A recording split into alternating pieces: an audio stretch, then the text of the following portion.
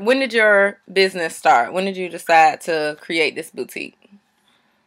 Uh, my, deciding factor was, it's just that I was always into clothes. Um, I was always different, choosing different patterns, mixing and matching different things throughout school, around my town. That's pretty much all I'm known for. Everybody knows me as Kev, Fly Kev with swag and that. So, it was just already in me through my parents. And, I just sat down with my girlfriend one day. We was at Dunkin' Donuts, and I decided to, run it by her and ask her is this a good idea? She, told me, everything, it's already in you.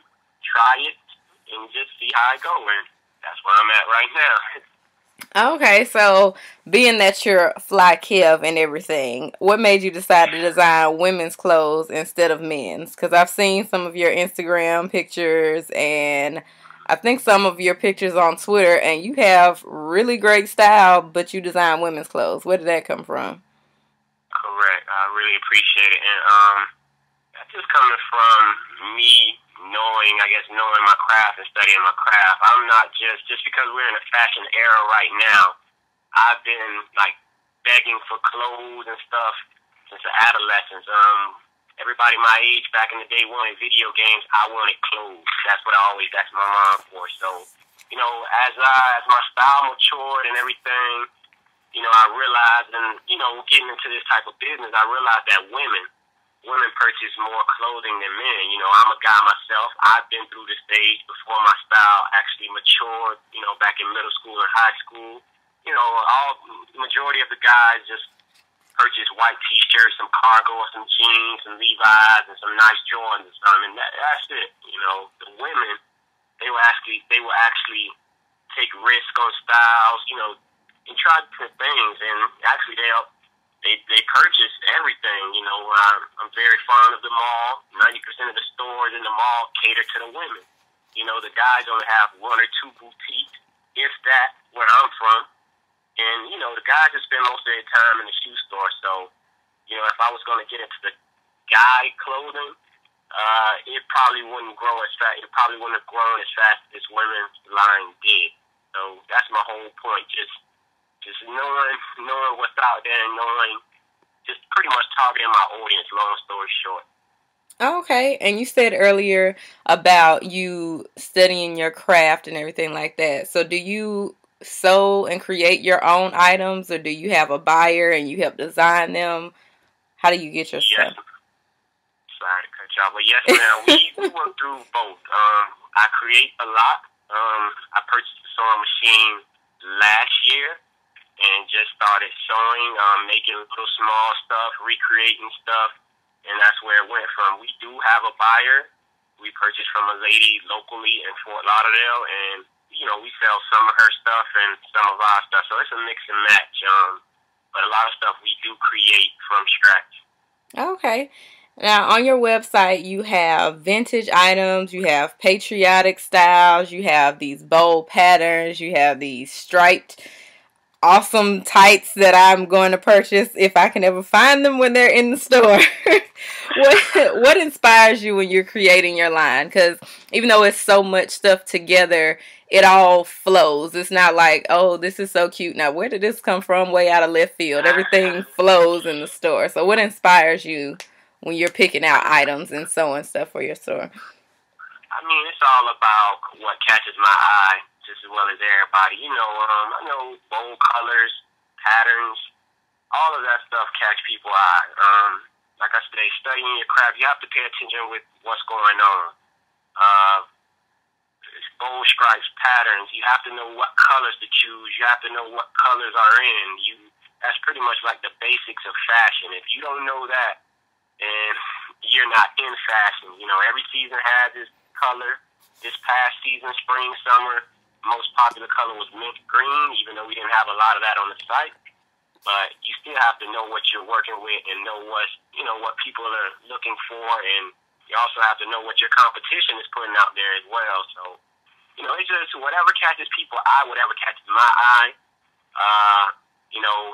We base the boutique off of what we like. We don't really, whatever customers suggest or whatever, we don't listen to that because it's our vision.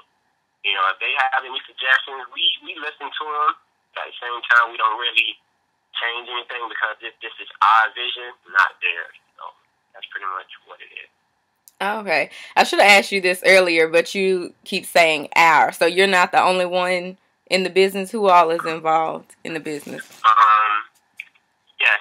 It's mainly, it started off as me, and then I incorporated a high school friend of mine by the name of Eric Progestes, and also a longtime friend of mine named Tyrone Brown, as well as my girlfriend and another girl from high school. They pretty much just help us, market. Me and Eric is the main guys that run the site, picking out clothing patterns, what's in style. That's all us. Everybody else, Tyrone, Sheena, Amina, they help us with the styling on the website and other projects involving us, whether it's styling a music video or styling, whomever that needs our services. So we all play a big part in this Kevin Hadden website. Okay.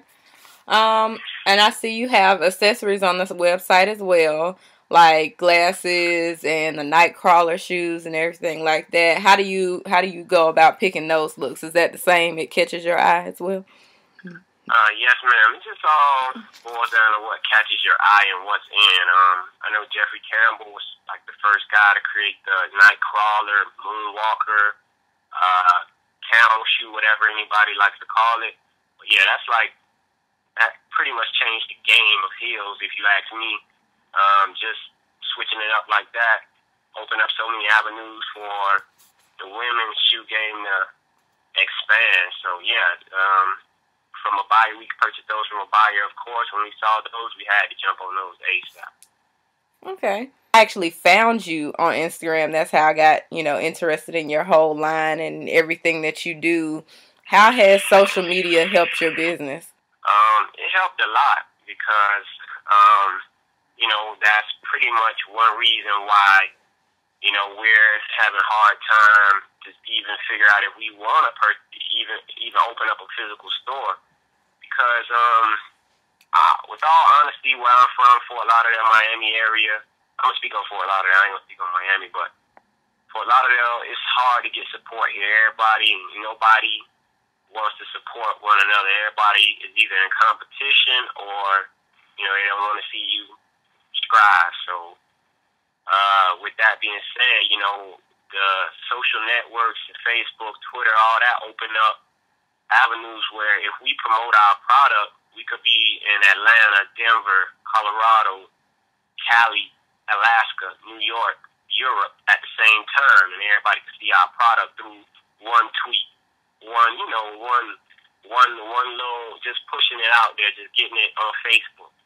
Everybody could see what you got going on in that one tweet. Mm-hmm. That's why Twitter and stuff and the social networks, Instagram too, is so powerful. You don't need a physical store to survive, if you ask me, to have a successful business. Because with the networks, everybody is connected. Mm-hmm. So once you put your information out there, whether people respond to it, retweet you, they gonna see it. Trust me, some way, form, or fashion. And Tumblr is very popular too and important.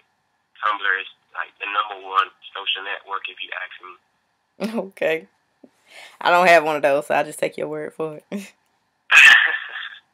What advice would you give someone who's thinking, well, I think I have an eye for fashion and I think I want to get started in, design and clothing lines and different things like that? What advice would you give them? First and foremost, put all your faith in God. I don't want to sound too cliche, but that's what it is. You have to have faith in something. Even if it's not God, have faith in some form of higher power. And just, if it's your passion, it's going to come to you. Just let everything flow. Don't give up, because our boutique started off as everything $1. We were selling everything for like 2 months for $1. Wasn't making any money, losing. But we had to do what we had to do to get our name out there, have people check for us.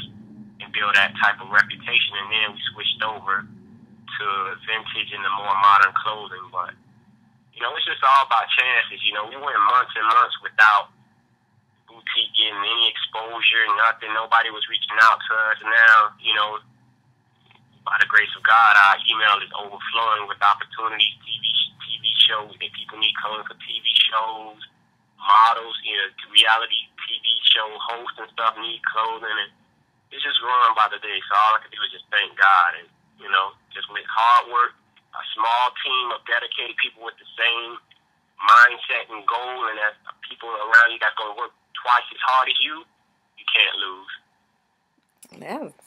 That wasn't cliche at all. That was great advice. Okay. Anything else that you want people to know about you?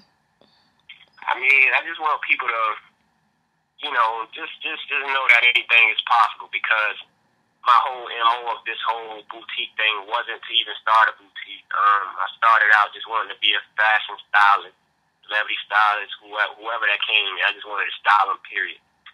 Trying to get through that avenue was so hard that I just decided to go the clothing route.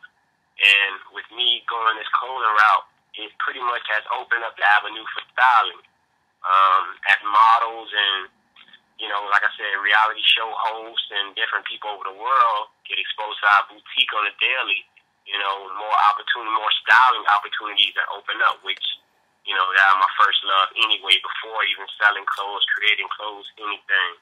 So it's all coming back full circle, and like I said, all I can do is just thank God.